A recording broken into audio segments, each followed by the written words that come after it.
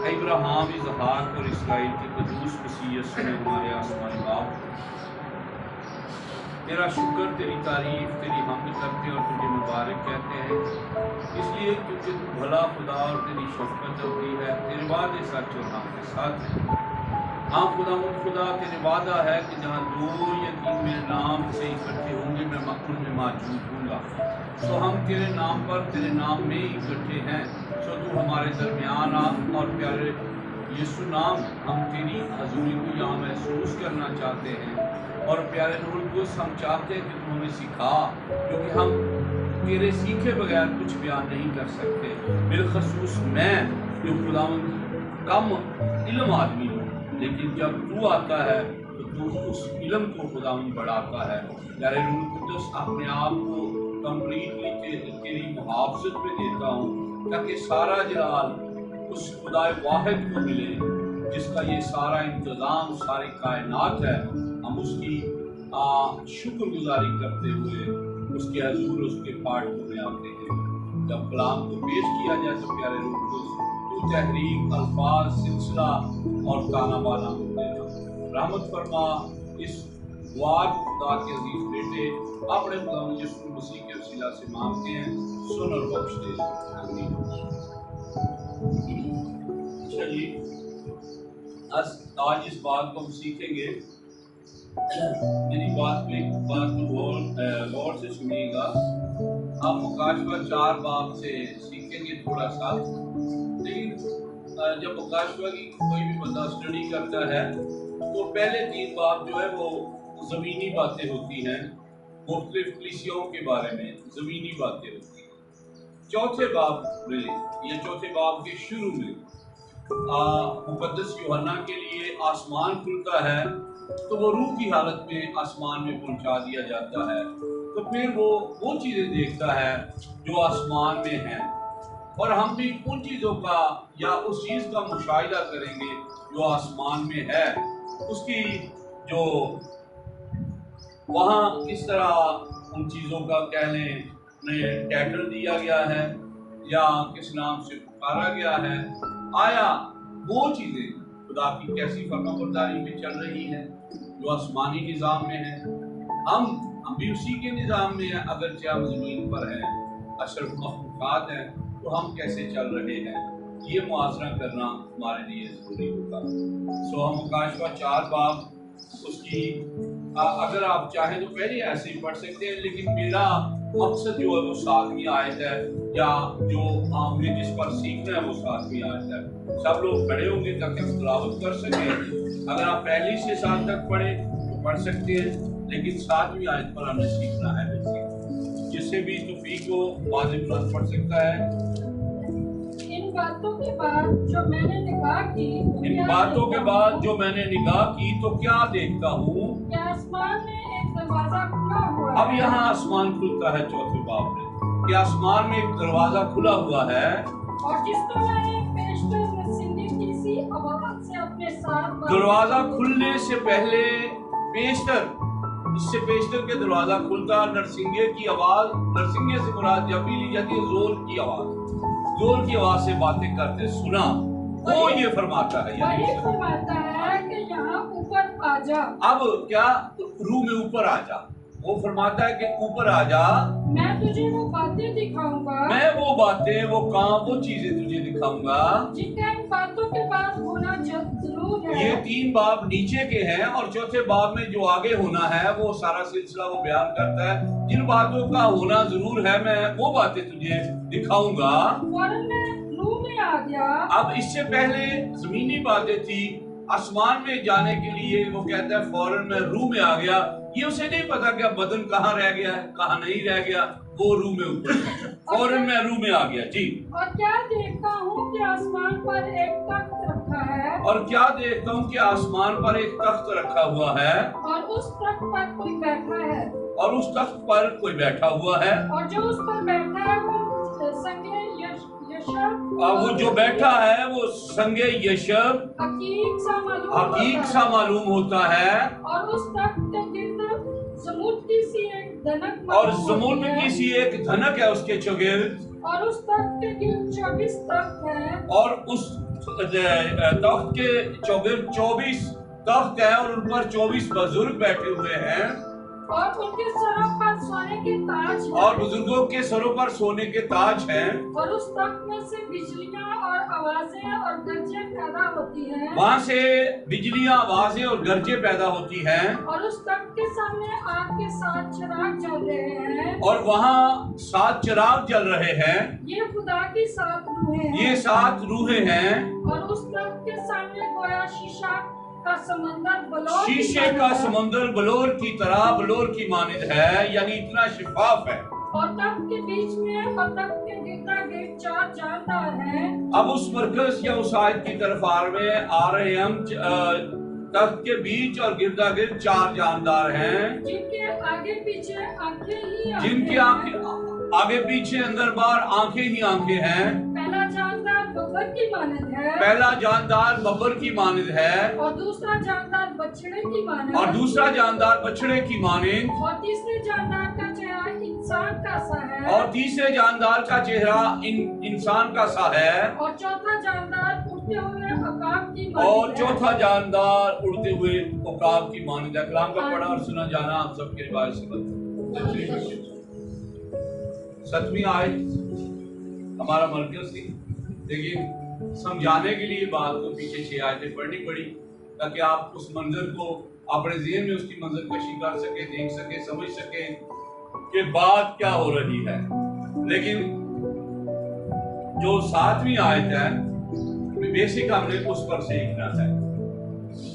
हमने 7वीं आयत में जो सीखा कि 4 जानदारों में उनके अंदर और बाहर आंखें ही आंखें हैं। पहला जो है वो जानदार जो है बब्बर की तरह है और दूसरा जी बछड़े की मानद बछड़े की तरह और तीसरा जी इंसान का सा है इंसान का सा, चौथा उड़ते हुए अकाब की मानद है। अच्छा। अब मैं ये बात आपको साफ कर दूं कि खुदा ना खास्ता ये ना समझ लीजिएगा कि यहाँ आपको मसीह नजर आ रहा है या ये मसीह की पर्सनालिटी है या मसीह की हस्ती है, ये ना समझ लीजिएगा। यहाँ ऐसा कुछ नहीं। ये आप याद रखें, अगरचे ज़बानी इतने नाम नहीं जानते, लेकिन मसीह के 182 अलकाब हैं। ज़बानी किसी को भी नहीं आएंगे, लिखकर लेके आएगा तो आएंगे। मसीह के जो अलकाब हैं वो 182 हैं और 182 अलकाब और आसान कर देता हूँ लक़ब। अगर किसी को समझ नहीं आ रही तो और आसान कर देता हूँ लक़ब। जैसे आप कहते हैं फलां आदमी शेर है, यार शेर है, वो तो आदमी होता है, इंसान होता है, उसका लक़ब होता है, वो ताकतवर होता है ना, वो कहते हैं शेर है, ये उसका लक़ब है। इसी तरह मसीह के जैसे अंगूर का हकीकी दरख्त उसे कहा जा रहा है, वो दरख्त तो है नहीं, ये अलकाब है उसका। 182 टाइटल या अलकाब हैं मसीह खुदावंद के। उनमें से जो 4 अलकाब हैं खुदा के भी, इसमें बीच में कुछ अलकाब आते हैं और ज्यादातर मसीह के लिए ये अलकाब हैं। अगर अलग-अलग करके किए जाए तो फिर 182 जो है वो मसीह के ही अलकाब हैं। उन अलकाब में से हम सीखने लगे हैं। मैं इसलिए बार बार दोहरा कर ये बात कह रहा हूँ कि कहीं ये ना समझ लीजिएगा कि यहाँ मैं मसीह को प्रेजेंट कर रहा हूँ। इस बात में मसीह को मैं प्रेजेंट हमेशा करता हूँ, आज भी करूँगा, लेकिन यहाँ मसीह के अलकाब हैं, मसीह के लक़ब हैं, अलकाब हैं। ठीक है, ये अपने ज़हन में रखिएगा। पहला अलकाब जो लिखा गया है ना कि पहले जानदार का जो चेहरा मैंने देखा वो बब्बर की तरह है, तो अपने ज़हन में इस बात को बिठा लीजिएगा कि बब्बर दिलेर होता है, तो मसीह खुदावंद दिलेरी के साथ कलाम सुनाते थे। लिखा है को काम और कलाम में कुदरत वाले थे। मूसा के बारे में भी यही लिखा है। तो ये अलकाब का मतलब होता है कि वो अपनी पर्सनालिटी में क्या क्या अलकाब रखता है या उसकी वजह से اس کے کام کی وجہ سے آپ اسے لقب دیتے یا القاب دیتے. تو ایک لمحہ فکریہ یہاں یہ بھی ہے کہ جاندار ان میں بھی مسیح کی خوبیاں پائی جاتی ہیں، ان کے اندر بھی ایسے القاب ہی کام کر رہے ہیں جو مسیح کے اندر تھے. تو پھر ہمارے لیے لمحہ فکریہ کیوں نہیں ہوگا کہ ہمارے اندر زمین پر رہتے ہوئے ایسی خوبیاں، ایسے کام پائے جاتے ہیں یا نہیں پائے جاتے. یہ ہمارے لیے آج لمحہ فکریہ ہوگا جب ہم اس بات کو سیکھیں گے. سب سے پہلی بات جسے ہم سیکھیں گے وہ ہے کہ پہلے جاندار کا چہرہ جو اس نے دیکھا وہ ببر کی طرح تھا، اور ببر کا خاصہ یہ ہوتا ہے کہ وہ بادشاہت کرتا ہے. آپ اگر اسٹڈی کرتے ہیں تو جتنے حیوانات ہیں ان میں سے بادشاہ ہوتا ہے. جنگلی جانور جتنے ہیں انہیں جانوروں کا بادشاہ کہا جاتا ہے. اگر کوئی یہ سوال کرے کہ میں نے جغرافیہ میں دیکھا ہے 10 بھیڑیے اس کے وہ ویسے اس کے پیچھے لگتے ہیں وہ بھاگ جاتا ہے، یہاں یہ نہیں ہوگا. ایک سے ایک کا مقابلہ ہمیشہ سمجھا جاتا ہے، یہ کیا جاتا ہے دلیری کا حساب. اچھا، تو جو جانور کے بارے میں یا شیر ببر کے بارے میں لکھا ہے کہ وہ بہادر ہوتا ہے، بادشاہ ہوتا ہے، اور اس کے لیے لازم ہے کہ یہ جو القاب مسیح میں ہے یہ ہماری زندگی میں خوبی بن کر نظر آئے، ہماری زندگی کا حصہ ہو، ہماری زندگی کی یہ خوبی ہو، خاصہ ہو کہ فلاں بندے میں یہ دلیری ہے.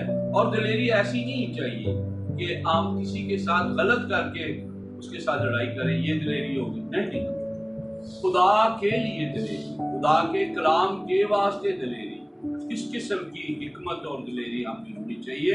اور جب میں جب القاب کی بات کر رہا ہوں تو مسیح کا القاب بھی یہ القاب بھی ہے کہ وہ خدا کی حکمت ہے. یہ اس کا القاب ہے کہ یہ خدا کی حکمت ہے. اس کا مطلب ہے کہ اگر آپ مسیح کے ان القاب کو اپنی زندگی میں لیتے ہیں جو آسمان میں لوگوں کے پاس ہیں یا آسمان میں لوگوں کے اندر ہیں، تو زمین پر بھی اسی حکمت کی ضرورت پڑے گی کہ وہ حکمت آپ میں ہو. سب سے پہلے جب میں حکمت کہہ رہا ہوں تو مسیح آپ میں ہو، تو پھر یہ دلیری آپ میں آئے گی. روح القدس آپ میں ہو اور خدائے واحد آپ میں کام کر رہا ہو یا اپنے کام کو سر انجام دے رہا ہو، تو یہ حکمت یعنی یسوع مسیح آپ کی زندگی میں ہوگا. اور اگر یہ حکمت آپ میں نہیں، مسیح آپ میں نہیں، تو آپ کی دلیری حق چھیننے کے لیے ہو سکتی ہے، جھگڑا کرنے کے لیے ہو سکتی ہے، بری خواہش کے لیے ہو سکتی ہے، مسیح کے نام کو جلا دینے کے واسطے نہیں ہو سکتی. مثال کے طور پر مثال پہلا باب اس کی 28 آیت کو اگر ہم پڑھتے ہیں تو پھر ہم آگے نکلیں گے. پہلے ہم ببر کو ذرا سمجھ لیں. مثال پہلا باب 28 آیت. لاکھوں مجھے پکاریں گے لیکن میں جواب نہ دوں گی، اور دلوں جان سے مجھے ڈھونڈیں گے پر نہ پائیں گے. حکمت بات کر رہی ہے کہ اگر لوگ اسے ٹھکرا دیں گے، پھر پکارتے پھریں گے، دھکے کھاتے پھریں گے، بیکاریوں جیسی زندگی گزاریں گے، لیکن مجھے پکاریں گے اور میں انہیں نہ ملوں گی. اور پچھلی دفعہ ہم نے مطالعہ کرتے ہوئے یہ بھی سیکھا تھا کہ میں ان کے گزار اٹھاؤں گی، میں بھی ان پر ہنسوں گی.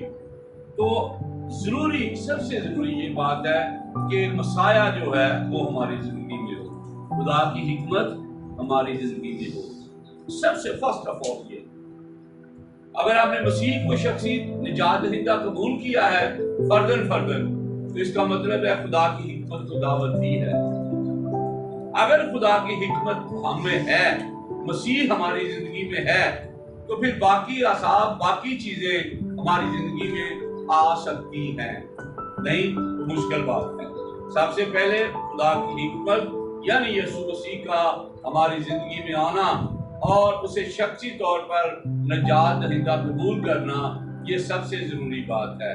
پھر وہ ساری صفات، وہ ساری باتیں آپ میں، مجھ میں، دوسروں میں آ سکتی ہیں جنہیں آپ مکاشفہ 4 باب اور اس کی 7 آیت میں دیکھ رہے ہیں کہ پہلے جاندار کا چہرہ ببر کا سا ہے، اور وہ چہرہ प्रेजेंट करता है दलेरी को, जुर्रत को, बहादुरी को, शुजात को, ताकि खुदा के लोग कैसे हो, दिलेर हो, बहादुर हो, शुजात हो उनमें, और वो दूसरों के लिए भिखारी ना हो, होल्ड करते हो दूसरों। मिसाल के तौर पर कि कौन कौन बंदा है यहाँ बैठा जिसने 28 बाप का मुताला किया है? भाइयों में से मुझे बताया जिसने कभी 28 बाप का मुताला किया? भाई जहाज ने किया है, भाई दाऊद ने किया है। वहां लानतें और बरकतें लिखी हुई है, और एक खूबसूरत बात लिखी है कि तू कर्ज देगा और कर्ज लेगा नहीं, दूसरों को कर्ज दिया करेगा, कर्ज लेगा नहीं। तो ये भी लिखी कि तू घर बनाएगा, ये लालच में आ जाता है कि तुझे रहना नसीब नहीं होगा, बनाएगा बड़ी शान काट से, तो लानतें और बरकतें, दो चीजों की मैं बात कर रहा हूं। तो यहां भी अगर मसीह हमारी हिकमत है, सबसे पहले मसीहा हमारी जिंदगी में है, तो फिर हम फातिहा जिंदगी बसर कर सकते हैं। फिर वो रोब, वो दबदबा, वो जुर्रत, वो शुजात, वो दलेरी आपकी होगी, और आप दूसरों को कायल कर सकते हैं और दूसरे आपकी इज्जत करेंगे। आप लीडरशिप कर सकते हैं। अगर मसाया आपकी जिंदगी में नहीं तो लीडरशिप कहां, आप कुछ भी नहीं कर सकते। जहां बबर का चेहरा दिखाया जा रहा है, सबसे पहले मैंने इसीलिए ये बात की कि मसाया का आपकी जिंदगी में होना जरूरी है। क्या आपने शख्सी तौर पर उसे कबूल किया है? आप उसके कलाम के पाबंद हैं, तो फिर आप देखिए कि आपका होल्ड, आपकी जुर्रत, आपकी बादशाहत, आपकी दलेरी, और खुदा के बारे में बात करने में भी आपको दलेरी होगी।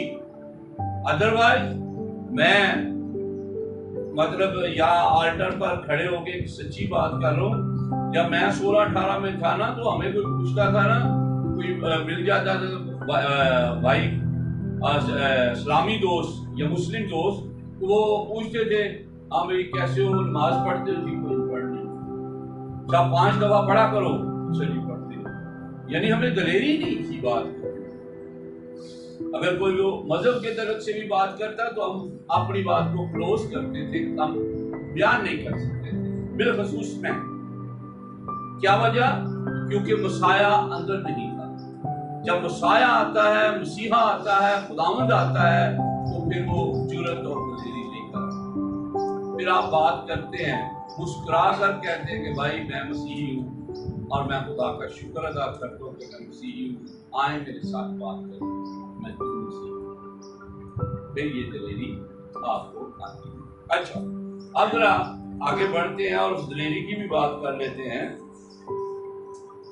हम देखते हैं कि जिन जिंदगियों में मसाया आता है, क्योंकि मसाया में अपने में ये दलेरी है, और आसमान पर जितनी चीजें उसे कॉपी करती हैं उनमें भी ये दलेरियां या ये चीजें मौजूद हैं जो मसीह की जिंदगी में मौजूद थी। अमाल 26 बाब उसकी 26 आयत को अगर हम देखते हैं तो हमें वो लोग जो उस मसाया को कबूल करते, उसकी राहों पर चलते हैं, ये बबर वाली दलेरी, ये जुर्रत उनके अंदर आ जाती जी। अमाल 26 की 26 पढ़िएगा। चनाचा बादशाह जिससे मैं दलेराना कलाम करता हूँ, बादशाह जिससे मैं दलेराना कलाम करता हूँ, ये बातें जानता है, ये बातें जानता है, और मुझे यकीन है कि इन बातों में से कोई उससे छुपी नहीं। मुझे यकीन है कि इन बातों से कोई बात भी उससे छुपी नहीं, क्योंकि ये माजरा कहीं कोने में नहीं, ये माजरा किसी कोने नुक्कड़ पोशीदा जगह पे नहीं हुआ। अगर बादशाह, क्या तू नबियों का यकीन करता है? क्या तू नबियों का यकीन करता है? आगे लिखता है हाँ मैं जानता हूँ कि तू करता है। जी पढ़िए। अगर ने पौलुस से कहा तू तो थोड़ी सी ही नसीहत करके मुझे मसीही कर लेना चाहता है। पौलुस ने कहा मैं तो खुदा से चाहता हूँ कि थोड़ी नसीहत से या बहुत से, सिर्फ तू ही नहीं बल्कि जितने लोग आज मेरी गुफ्तगू सुनते हैं, मेरी बातें सुनते हैं, वो सब मेरे जैसे हो जाएं, सिवाय इन जंजीरों के, जंजीरों में जकड़े हुए ना हो। इससे बड़ी दलेरी क्या होगी? जब हिकमत अंदर आती है, मसाया अंदर आता है, इससे बड़ी दिलेरी क्या होगी। अब वो मुहातिब जो है वो किसी आम आदमी के साथ नहीं। तो मैं तो बताता हूँ कि जब मसाया जिंदगी में नहीं था, हम आम आदमी के साथ भी बात नहीं करते। मुझे अक्सर जदाउन बताते हैं कि मैं रिक्शे पे जब जाता हूँ ना, तो मैंने कपड़ा लिया होता है, लोग कहते हैं हाफिज साहब क्या हाल है, देखो। तो इसी तरह हमें भी इस तरह की बातें लोग करते थे, फिर हम किसी को बता देते थे कि किस तरह की बातें करते था। लेकिन जब मसाया, भले इस्माइल का बच्चा हो, जब मसीहा जिंदगी में आता है तो फिर इंसान मसीह को प्रेजेंट करता है, फिर मसीह को बयान करता है। अगर नहीं आता तो डरता। मैंने अपने से ये बात सुनी। यहां दिलेरी की हद देखिए कि किसी आम आदमी के साथ बात नहीं हो रही, बड़ी अदालत में बात हो रही है जहां सैकड़ों हजारों में लोग जमा हैं, और एक आदमी है जिसे ये भी पता है कि ये बंदा मुझे मौत भी दे सकता है और जिंदगी भी दे सकता है। उसके सामने इतनी दिलेरी से वो बात कर रहा है कि ये माजरा जो मसीहा का है किसी कोने में नहीं हुआ, सारी दुनिया इसे जानती है। और तुम, वो कहता है कि क्या यार तेरी तकरीर में इतना दमखम है कि तू थोड़ी सी बातें करके मुझे भी मसीह बना लेना चाहता है। कहता मैं ये नहीं कहता तू, मैं तो कहना जिन्हें सुनते रहे मैं सारे अज हो जान मेरे वर्गे स्वाया जंजीरा तो जिन्ना ना तूने चपलिया होया। इतना दिलेर और इतना कह ले वो बोझ रखता था कि मैं मसीह की बात दूसरों तक बताऊं। रोमियो अगर 9 बाब हम पढ़ते हैं ना, तो वो कहता है अगर मुझे मंजूर होता, रेफरेंस वैसे आप पढ़ लीजिएगा, मेरे जेल में आया, उन्होंने बता दिया। वो कहता है कि अगर मुझे मंजूर होता तो मैं अपने बुजुर्गों और भाइयों की खातिर खुद निकल जाता, लेकिन तुम सबको मसीह में दाखिल कर जो अब तक खुदाए महमूद है, प्रस्तिश के लायक है। यहाँ तक दर्द और दिलेरी और जुर्रत उसके अंदर मौजूद थी। और अब यहाँ ये तो अंदाजा लगाए कि वो उड़ता हुआ काम या वो उड़ते वहां जो जानवर दिखाए गए हमें, उनमें ये असाब या उनमें ये खूबियां और उनमें वो जो अलकाब मसीह में है उनमें नजर आते हैं, और हमारे में भी कोई नजर आता है, हमें भी कोई एक दो इक्का दुक्का नजर आता है या नहीं आता। अगर नहीं आता तो फिर तो बड़ा लम्हा फिक्रिया है कि यार ना हो घोड़िया ते खचरा मगर तू ते कुछ भी नहीं है, समझ उन्होंने फिर हम जानवरों जैसे एनिमल जैसे। अगर वाकई को दिलेरी जुर्रत कोई ऐसी सिर्फ मौजूद है हमें जिससे हम मसीह को प्रेजेंट कर रहे हैं, बयान कर रहे हैं, तो फिर इसका मतलब है सारी खूबियां ना सही चले कुछ तो है और कुछ और हासिल करने की कोशिश करें। हम सबसे पहली बात हम कर रहे थे कि बबर दिलेरी को जाहिर करता है, हुक्मरानी को होल्ड करने को जाहिर करता है। तो खुदा का बंदा दिलेरी भी करता रहा और कलीसियों को होल्ड भी करता रहा और मसीह का कलाम भी फैलाता रहा, और जहां मुश्किल वक्त पड़ा वहां दिलेरी के साथ बात की। मिसाल के तौर पर ये एक ही वाकया नहीं है, हर जगह पर जहां भी उसे जरूरत पड़ी उसने मसीह का इनकार नहीं किया बल्कि इकरार किया। अगरचे मौत के घाट भी उतार दिया गया और बाद अज़ां वो बच भी गया, लेकिन फिर भी दिलेरी के साथ कलाम किया। मिसाल के तौर पर अमाल 13 बाब उसकी 40 आयत को अगर हम देखते हैं,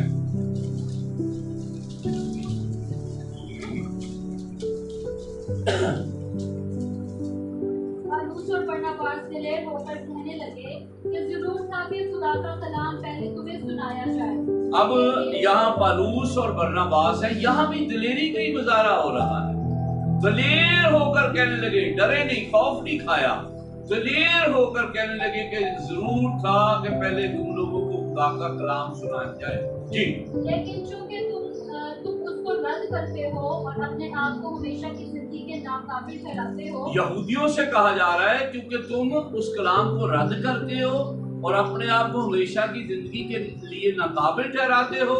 जी, तो देखो हम गैर कौमों की तरफ, हम दूसरों की तरफ ये खुशखबरी लेके जाएंगे, लेकिन ना अपनी दिलेरी कम होने देंगे, ना अपनी खिदमत कम होने देंगे, हम ये काम करेंगे। जी, तो देखो हम गैर कौमों की तरफ मुतवज्जा होते हैं, क्योंकि खुदा ने हमें ये हुक्म दिया है कि मैंने तुझको गैर कौमों के लिए नूर मुकर्रर किया है ताकि तू ज़मीन की इंतहा तक निजात का बाइस होगा।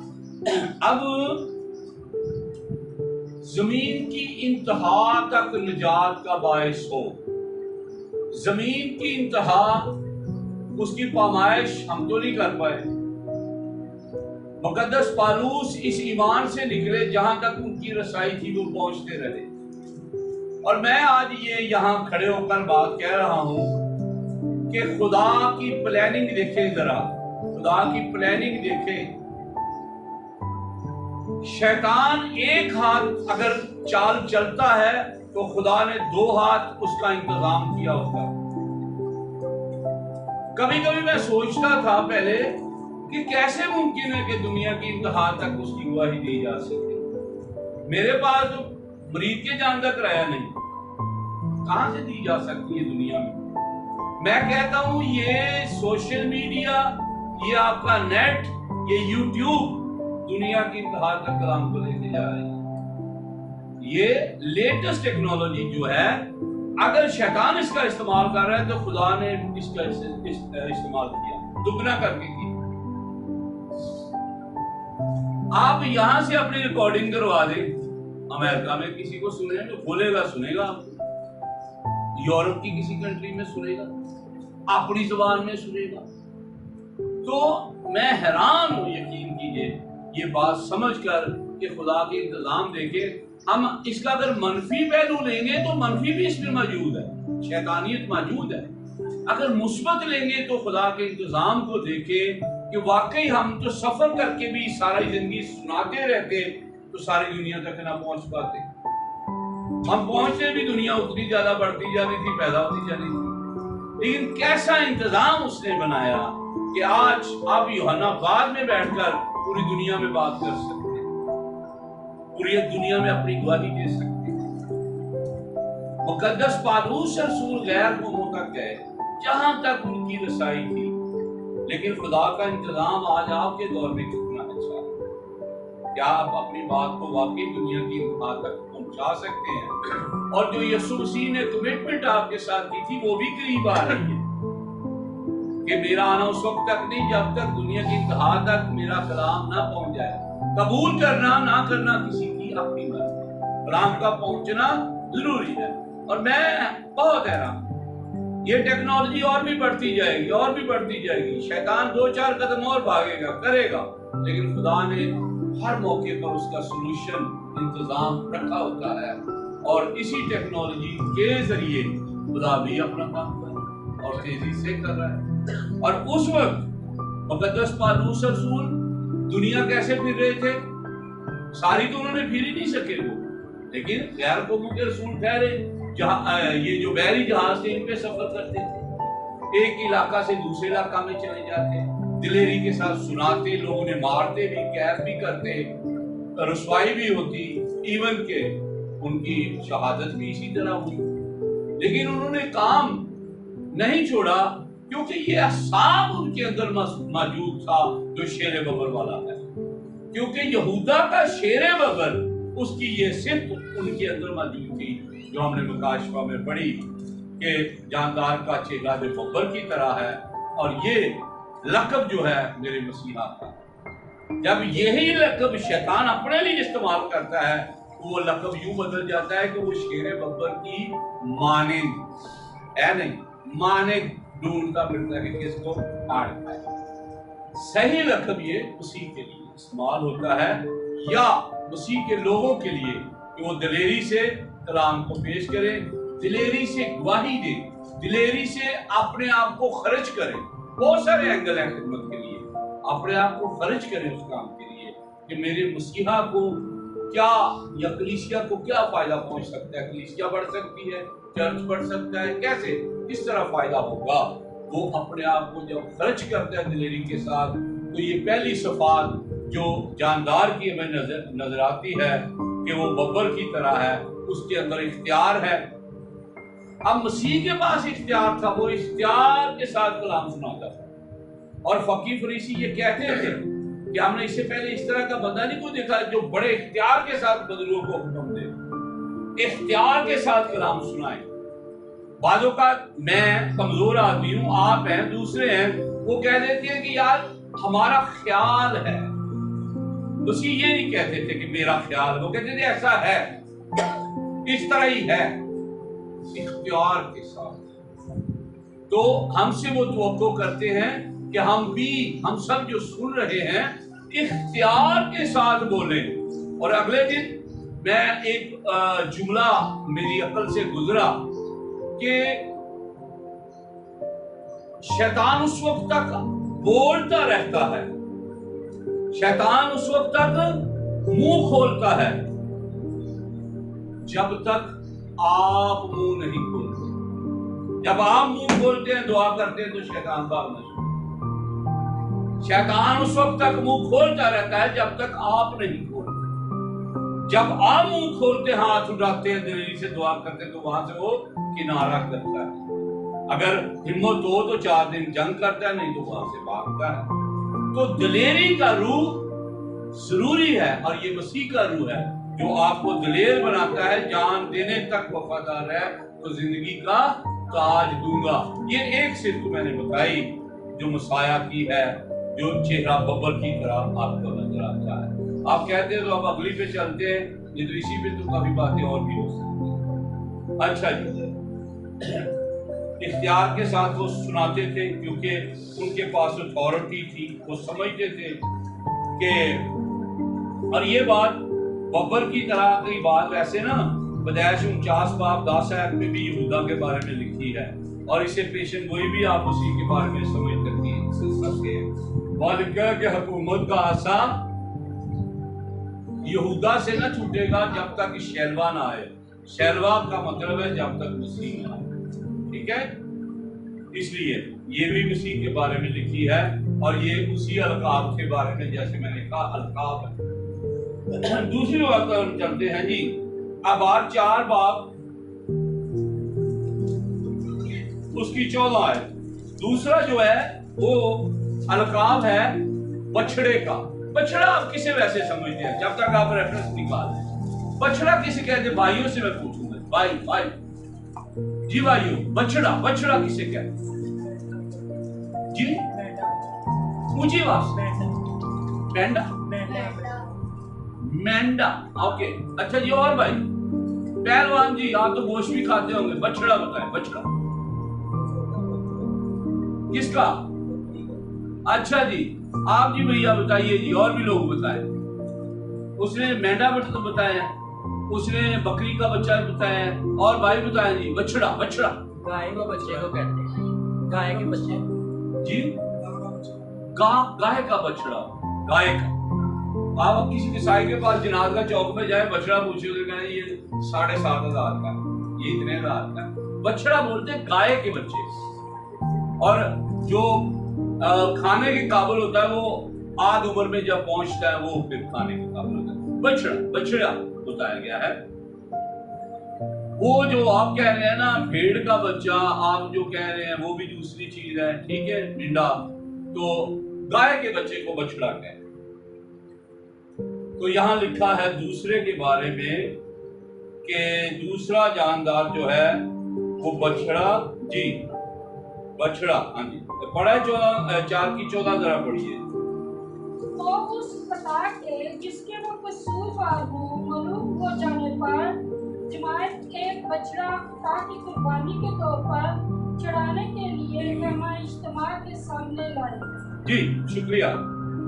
अब बछड़े की जो सिफ्त लिखी गई है कि बछड़े को गुनाह की कुर्बानी के लिए वहां लाया जाए जहां पाक कुर्बानगाह बनी है, और उस पर बोझ लादा जाए। बोझ कौन सा? गुनाहों का बोझ। कौम बनी इस्राएल का बोझ हुआ करता था, और वो बछड़ा लाते थे और उस बछड़े को ज़िबा करते थे और कहते थे कि कौम के सर से ये बोझ उतर गया, या ये गुनाह का बोझ उतर गया। और यहाँ हासिल कलाम में ये हासिल होता है कि बछड़ा जो है वो बोझ को उठाने को पेश करता, यह हमें नजर आता है।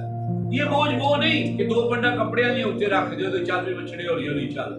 ये गुनाहों के बोझ की बात, गुनाहों के बोझ। क्योंकि आबार का जब हम स्टडी कर रहे हैं तो आबार की किताब हमें यही बता रही है कि जब कौम से खता होती थी तो फिर काहन के सामने बछड़े को लाया जाता था जो सारी कौम का बोझ उठाता था और उसे कुर्बान कर दिया जाता था। और बछड़ा कुर्बानी और बोझ दोनों को पेश करता या हमें सिखाता है। तो क्या चले, मैं ये तो नहीं कहता कि आप किसी के लिए कुर्बान हो जाएं, आप क्या किसी का बोझ उठाने के लिए तैयार? थोड़ा बहुत, थोड़ी बहुत हेल्प किसी तरह की, कुर्बान ना हो किसी के लिए, जान ना दे दे किसी के लिए, अगर मसीह के लिए दे सकते हैं वो दे दें, लेकिन थोड़ा बहुत किसी का बोझ कम कर सकते हैं, अगर आपकी रसाई में हो तो वो जरूर कीजिए। क्योंकि अगर आप मसीह के मानने वाले हैं तो फिर ये शर्त मुझ पर, आप पर, आप पर, आप पर, सब पर लागू हो जाती है। क्योंकि ये भी एक बहुत बड़ी सफात है जो ऊपर हमें आसमान में नजर आ रही है कि एक जानदार का चेहरा जो है वो बछड़े की तरह का है। तो अगर बछड़े का है तो स्पेशल हमें बछड़े का ही क्यों दिखाया जा रहा है? कोई और दिखा देते। इसका मतलब है अगर बछड़े का दिखाया जा रहा है तो कुछ ना कुछ तो हमें समझाने की कोशिश की जा रही है कि हम उस बात को समझे कि बछड़ा गुनाह के बोझ को उठाता है। और मसीह खुदा उन क्या फरमाते हैं? ऐ थको मांदो बोझ के तले दबे लोगो मेरे पास आओ। अब वो वाला बोझ नहीं कि आपने 2 मन सर पे वजन उठाया हुआ है, उस बोझ की वो बात नहीं कर रहे। आप गुनाह के बोझ के तले दबे हुए हैं, आप मेरे पास है, मैं आपको आजाद करूंगा और आप हमेशा की जिंदगी हासिल करेंगे और इस दुनिया में भी आप बाइस से बनकर। मिसाल के तौर पर आप मत्ती 11 बाब उसकी 28 आयत को अगर देखते हैं तो आपको ये बात वाज़िया नजर आ जाती है कि बछड़ा बतौर मतलब बोझ को पेश करता है।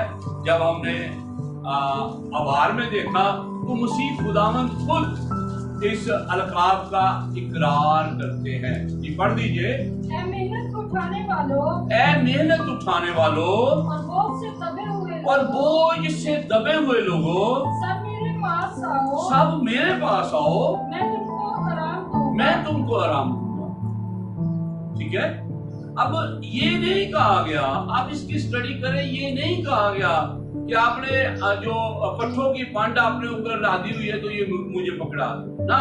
गुनाह की पंड जो आपने अपने ऊपर लादी हुई है, जो गुनाहों के बोझ चले आप, जो मफलसी और गुर्बत के बोझ चले हैं आप, जो आप अपने आप को दूसरों से कमतर समझते हैं, जब मसाया जिंदगी में आएगा तो फिर शर्त अंदर हो जाएगी कि नहीं, मेरा मसीहा मुझे ऊपर लेके जाएगा और मुझे जिंदगी देगा और इस जहान में भी इज्जत देगा जब मसीहा जिंदगी में आएगा।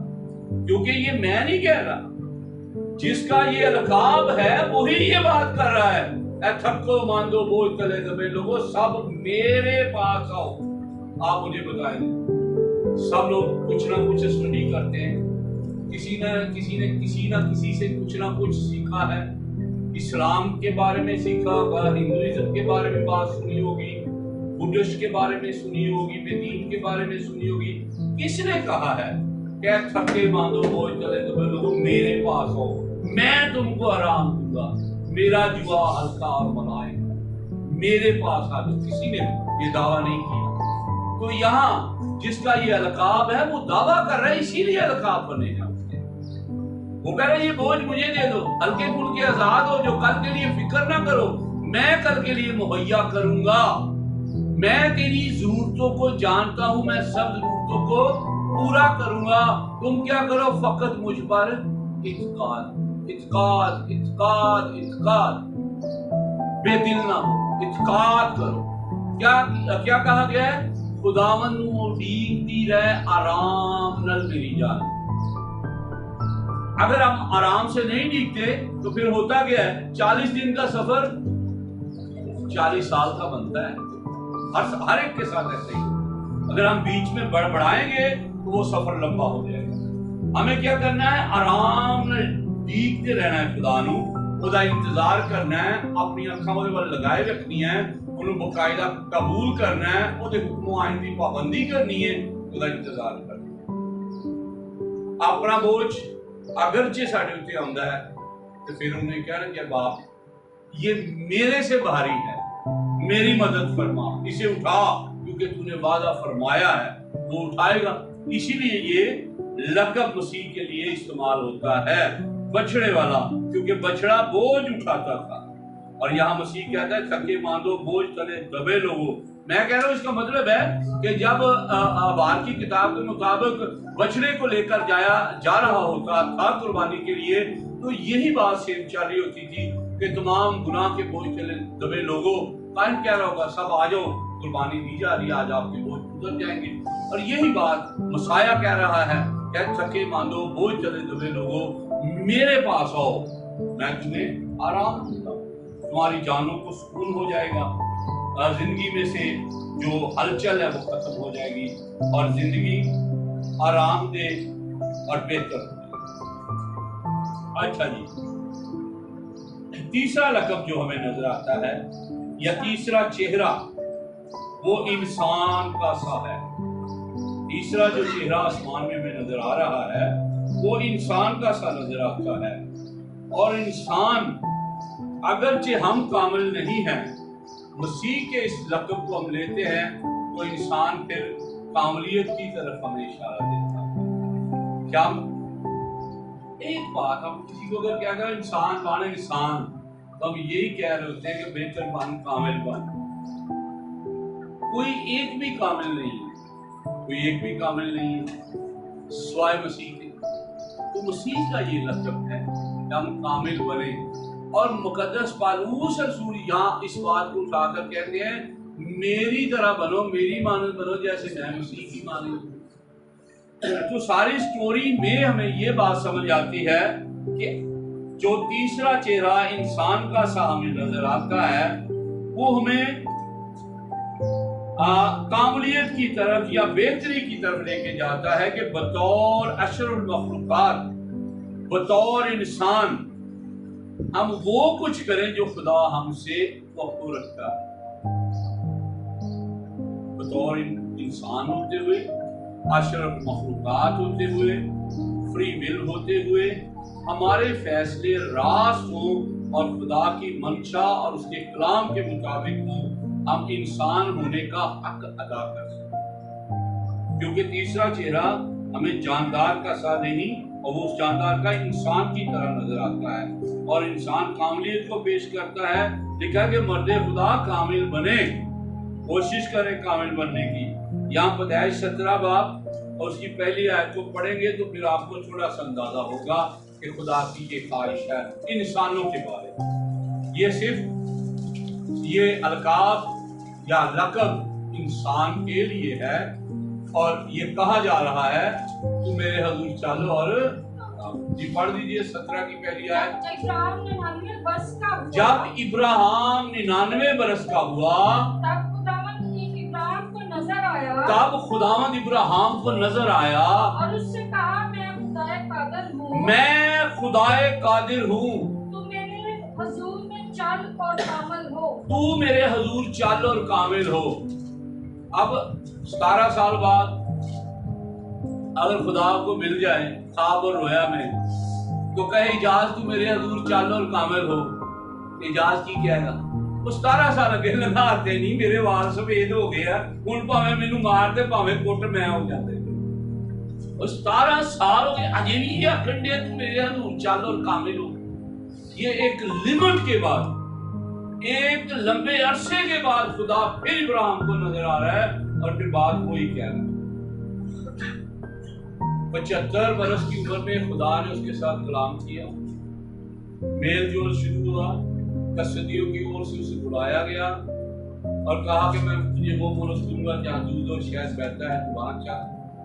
और 99 बरस की उम्र में कलाम हो रहा है फिर, अगर बीच में भी हुआ होगा लेकिन दोबारा जब हो रहा है तो दोबारा कोई नई पेशकश नहीं हो रही कि इन्नी जमीन वाल है जी 10 के नाल तेरी होते बाकी बच्चे दे दे। ये कहा जा रहा है तू मेरे हजूर चल और कामिल। मैं भी अगर भाई जात की जगह हूँ, भाई की जगह हूँ, बहनों की जगह हूँ, मैं भी कहूँगा 17 साल हो गए रोंदिया भी अच्छी भी आता है। तो यानी तू मेरे हजूर चल और कामिल हो। खुदा अपने लोगों को पसंद करता है वो कामलियत के दर्जे को छुए, कामलियत की तरफ बढ़े, और ये सारी चीजें आपको मुफ्त में मिल। पहले ढूंढो तुम उसकी बादशाही और उसकी रासबाजी, तो ये सारी चीजें तुमको, वो बड़ी चीजें हैं जिन्हें आप हासिल कर लेंगे तो ये तो आपको मिलके ही है। ये आपका खुदा की तरफ से तोहफा होगा, ये आपको मिलता है। लेकिन पहले वो काम करना है जो खुदा चाहता है।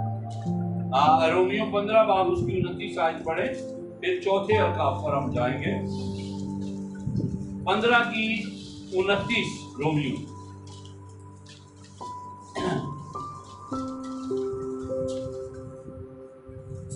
और मैं जानता हूँ कि जब तुम्हारे पास आऊंगा तो मसीह की कामल बरकत लेकर आऊंगा।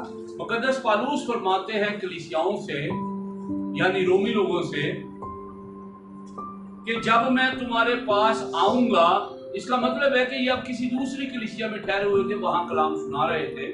जैसा कि मैंने बताया है कि ये बहरी जहाज का उस वक्त सफर होता था, सफर करते करते दूसरे इलाका, दूसरे मुल्क, दूसरे इलाका में चले जाते, और जो शागिर्द बनते थे उन्हें कलीसिया उनके सुपुर्द करते थे कि आप यहाँ कलाम सुनाओ, मैं फिर आऊंगा। और यहाँ रोमियों के नाम लिखते हुए खाते, इसका मतलब है जो रोमन लोग थे उनसे खिताब किया जा रहा है और उन्हें कहा जा रहा है कि अब मैं जब आऊंगा तो आपके लिए मसीह की कामिल क्या चीज लेके आऊंगा? बरकत। अब जब कामिल बरकत लिखा गया तो ये सस्पेंस में बात जाती है कि कौन सी बरकत हो। वो कह रहा है कि अब मैं मसीह की बरकत यानी कामिल तौर पर आपके पास कलाम लेकर आऊंगा, क्योंकि उस वक्त कलाम की छपाई हो रही थी, रिटन में लिखा जा रहा था। वो कहते हैं कि अब मैं आऊंगा तो आपको तोहफे के तौर पर वो कामिल बरकत दूंगा कि आप लो और इसे पढ़ा। तो इसका मतलब ये हुआ कि बतौर इंसान होते हुए हमारे लिए बहुत जरूरी है कि हम कलाम को भी पढ़ें, कलाम का मुतालिया करें। मेरे पास अगर तू बात करता है कि फलां कलीसिया में 2000 है, 10 लाख है, लाख है, लेकिन कितने मर्जी आप कर रहे हैं, अगर आप बाइबल पे नहीं खड़े, अपनी तालीम की खबरगिरी नहीं करते, तो हम हवा में उछल रहे हैं या समुद्र की लहरों की तरह। आपकी तालीम की खबरगिरी आपके लिए जरूर है कि आप बाइबल में से ही ले रहे हैं या बाइबल में ये बातें लिखी हुई हैं, या हम जो कुछ पढ़ते हैं खुदा उसी तरह हमें कहना चाह रहा है।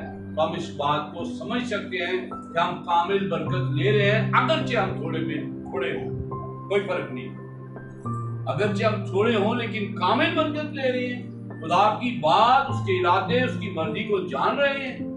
तो मुकद्दस पौलुस कहते हैं कि जब मैं आऊंगा तो तुम्हारे लिए मसीह की कामिल बरकत लेके आऊंगा।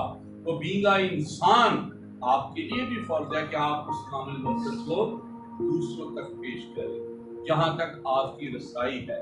ये बशरियत या बतौर इंसान होते हुए मेरा और आपका ये फर्ज है। ठीक है, अब चलते हैं हम जी उकाब की तरफ। चौथा, इमसाल 30 बाब उसकी 19 आयत को पढ़ेंगे। इमसाल 30 बाब उसकी 19 आयत को पढ़ेंगे। उकाब की राह हवा में और सांप की राह चट्टान पर और जहाज की राह समंदर में और मर्द की रविश जवान औरत के साथ। अकाब की राह आसमान में। इस अलकाब से हम क्या सीखते हैं कि आप अगर औकाब की सिफात अपने अंदर रखते हैं तो आप फिर मुर्गी के बच्चे नहीं है, औकाब के बच्चे। आपकी परवाज, आपकी उड़ान आसमान में है, जमीन पर नहीं। लगता है कि शायद हमारी उड़ान क्यों इतनी नीचे है, लेकिन खुदा चाहता है कि आपकी उड़ान आसमान में हो, आप आसमान में उड़े, क्योंकि अकाब की राह आसमान में है। मैं किसने वो बात सुनी हुई है कि वो काब वो चूजे के बच्चे को पकड़ता और ऊपर फेंकता है और वो फिर नीचे गिर जाता है? सुनी हुई है किसी ने? मैं रिपीट किए देता हूँ, चले। हाँ, वो उकाब बुलंदी पर उड़ रहा था, तो वो नीचे देख रहा है कि एक बच्चा है, वो मुर्गी के बच्चों के साथ दाना उनका रूढ़ियों पे चुन रहा है। उसने देखा ये है तो हमारी नस्ल का, लेकिन मुर्गी के बच्चों के साथ ये क्या कर रहा है। किसी आदमी को उकाब का अंडा मिल गया, उसने मुर्गी के अंडे में रखा और बच्चा निकला। अब वो बच्चा तो ये समझता था मैं मुर्गी का ही बच्चा हूँ, हम भी ये समझते हम शायद इससे मुसीबत नहीं पैदा हुए हैं, नहीं लगता है लेकिन होता है। उकाब ने जब ऊपर से देखा, उन्होंने कहा बंदा तो साड़ी नस्ल है ये जानवर, लेकिन मुर्गी के बाद आना की प्यास करता है। उसने वो ऊपर से आया, नीचे को उसे झपटा और ऊपर आगे छोड़ दिया। वो थोड़ी देर फड़फड़ाया और नीचे गिर गया, क्योंकि कभी उड़ा ही नहीं था। दोबारा उसने देखा, फिर आया, नीचे से झपटा और पहले से ज्यादा बुलंदी पर जाके छोड़ दिया, फिर फड़फड़ा के नीचे गिर गया। फिर तीसरी दफा यही अमल उसने किया और वो फड़फड़ाते फड़फड़ाते फड़ाते यूं खड़ा हो गया, उड़ना शुरू कर दिया। उसने अपने मकाम को पहचान लिया कि मैं तो उकाब हूँ, मैं मुर्गी का बच्चा नहीं हूँ, मैं रूढ़ियों पर दाना दंगा चुनने वाला नहीं हूँ। हमें भी ये पहचानने की जरूरत है कि अगर ये अलकाब हमारे साथ जोड़ा जा रहा है, मसाया का है, तो फिर रासबाजों के लिए सारी चीजें हैं, ईमानदारों के लिए सारी चीजें हैं। बुलंदी ईमानदारों का मुकद्दर है। आपने कभी नहीं सुना कि रासबाज अपने पोतों के लिए मिराज छोड़ जाता है, लेकिन शरीर उसे आधी उम्र में खो देता है। आप रासबाजों का मुतालिया करें, जितने भी आपकी रसाई में है, आप देखेंगे कि वो अपने पोतों के लिए मिराज छोड़ते हैं, अपनी नस्लों के लिए छोड़ते हैं, लेकिन शरीर आधी उम्र में उसे गवा देते हैं, खत्म कर देते हैं। तो यहाँ बात जब हो रही है उकाब की, तो बुलंदी की बात हो रही है कि आपको खुदा बुलंदी पर रखना चाहता है, निचले दर्जे का आदमी नहीं रखना चाहता। मैं पास्टर सलामत से एक दफ़ा मिला, वो उसने मुझे ये बात सिखाई। उन्होंने ये सिखाई कि खुदा के लोग पहले नंबर के लोग होते हैं, ये दूसरी तीसरी पोजीशन वाले लोग नहीं होते, पहले नंबर के लोग। वो कहते हैं मेरा दूसरा नंबर आया, मैं कबूल ही नहीं करता उसे, मैं नहीं कबूल करता। मैं कहता हूँ मैं पहले नंबर का हूँ, क्योंकि मैं खुदा का हूँ, मेरा नंबर पहला आएगा और पहला ही होना चाहिए। तो खुदा के लोग जो हैं उनकी सरफराजी और बुलंदी ज़्यादा ऊंची होती है, और आप सबका वही हक है, सिर्फ आप उसके लिए इंतज़ार करें और खुदा की राह की पाबंदी से, आप वफादारी से उसकी राहों पर चलें, तो ये बुलंदी आप ही का मुकद्दर है। अच्छा जी, आगे थोड़ा सा पढ़ते हैं। ज़बूर 103 उसकी 5 आयत पढ़ेंगे। ज़बूर 103 उसकी 5 आयत, ये उकाब की हम सिफ्त पढ़ रहे हैं। अगर जो वहाँ अकाब का लक़ब भी बयान किया गया है, तो उकाब में खूबी क्या है? हम और तुझे उम्र पर अच्छी अच्छी चीजों से आसूदा करता है। वो यानी खुदा, वो तुम्हें उम्र पर अच्छी अच्छी चीजों से आसूदा करता है, रजांदा है। सीओ ज़बूर कभी सुने तेनू चंगियां चीज़ां नालों है रजांदा, वो यही तर्जुमा जी। तू अकाब की मानद असरे नौजवान होता है। तू अकाबों की तरह या अकाब की मानद असरे नौ जवान होता है। तालिब क्या कहता है, जब मैं खुदावन में आया 40 बरस का था, आज मैं 80 का हूँ, वही जोर मुझ में है, ताकतवर रखता है। उकाब का वहां लिखना कोई मकसद है ताकि हम उसे जान सकें। वो काबों की तरह हमें असर नो जोर देकर नया बनाता है। और काब की सिफ्त मैंने पीछे बताई थी, एक टाइम उस पर आता है, और ये टेम्पटेशन आप कह लें इंसानों के लिए है, उकाब के लिए भी है, कि अकाब के सारे पर झड़ जाते हैं, गिर जाते हैं, और वो लोचड़ा रह जाता है और गार में जाकर छुप जाता है। और दूसरे जो परिंदे होते हैं उसका शिकार करना चाहते हैं, वो छुपता है इसलिए कि मैं शिकार ना बन जाऊं।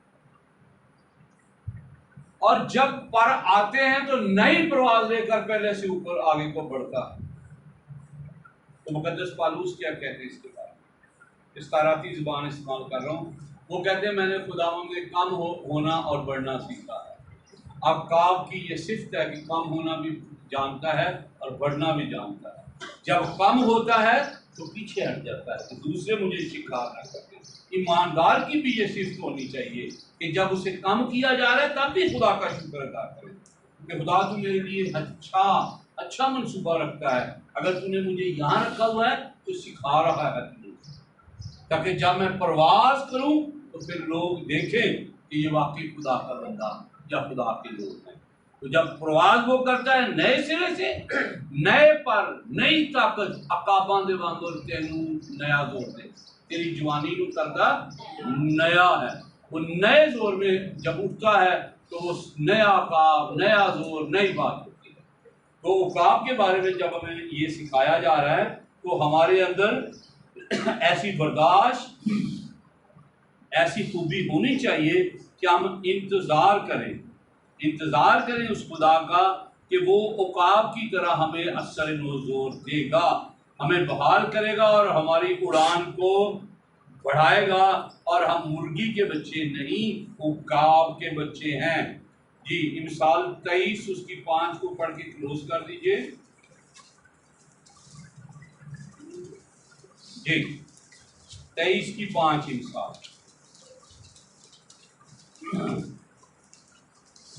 کیا تو اس چیز پر آنکھ لگائے گا جو ہے ہی نہیں؟